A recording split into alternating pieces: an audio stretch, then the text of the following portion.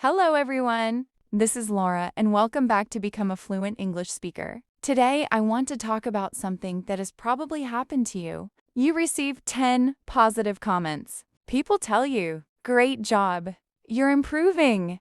I really enjoyed your work." You feel happy. Then one person says something negative, and suddenly, that's the comment you remember. Why does that happen? I remember experiencing this when I was learning English. One day, I had a conversation with someone in English. I was proud of myself because I had spoken for almost 20 minutes without giving up. I made some mistakes, of course, but I kept the conversation going. Afterward, the person said, "Your English has improved a lot." I felt great. Then they added, "Sometimes your pronunciation is difficult to understand." That one sentence stayed in my mind. I forgot the positive comment. I kept thinking about the pronunciation. I started wondering, maybe my English isn't good enough. Maybe people can't understand me. Maybe I shouldn't speak so much. The strange thing was that the person had actually given me more positive feedback than negative feedback. But my brain seemed to focus on the negative part. Later, I learned that this is connected to something called the negativity bias. The negativity bias is our tendency to pay more attention to negative experiences than positive ones. Think about your day. Maybe 9 things go well. Your coffee is good. Your work goes smoothly. You have a nice conversation. You finish an important task. Then one small thing goes wrong. Someone is rude to you.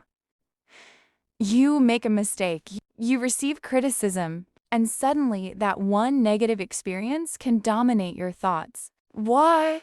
One reason is that our brains are designed to notice potential problems. In the past, paying attention to danger was important. If something looked dangerous, you needed to notice it quickly. So our brains became very good at detecting problems. Today, most of us aren't running away from wild animals, but the same system still exists. Now, the danger might be a negative comment, a difficult conversation, a mistake at work, a message that sounds angry, a bad experience during an English conversation. The situation may not be dangerous at all, but our brain can still react strongly. This is important for English learners. Imagine you speak English with someone. The conversation goes well. You understand most of what they say. You express your ideas. You even make the other person laugh.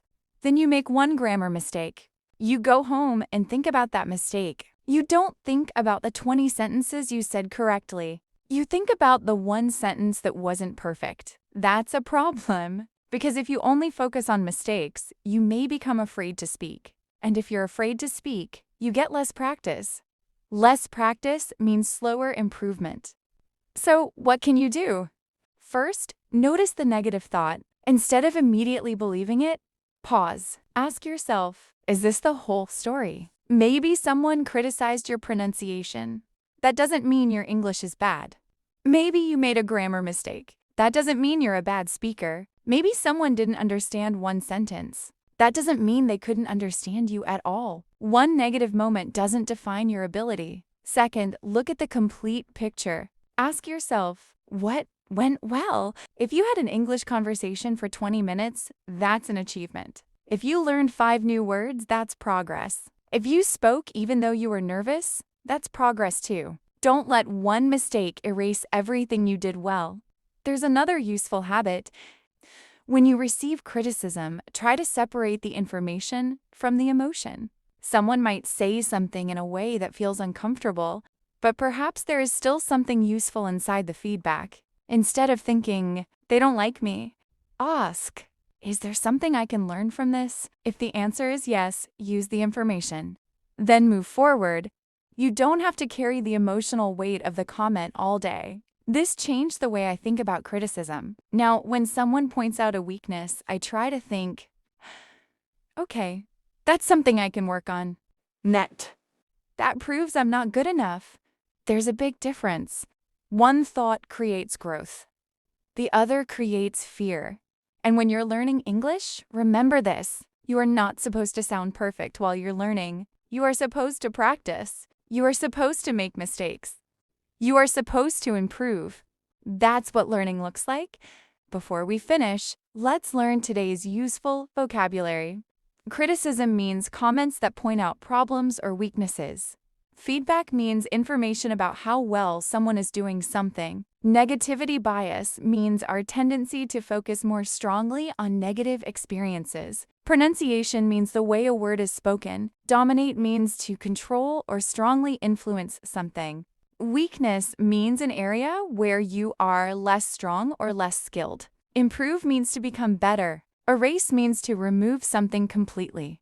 Now here's today's challenge. Think about one mistake you made recently. Instead of asking, "Why am I so bad at this?" ask, "What can this mistake teach me?" Write down one lesson. Then write down 2 things you did well. This simple exercise can help you see the complete picture. Remember, your brain may naturally notice the negative. You don't have to let that negative thought control the entire story. Before you leave, answer today's question in the comments. Do you remember compliments more easily or criticism? I'd love to hear your experience. If you enjoyed today's English listening podcast, subscribe to become a fluent English speaker.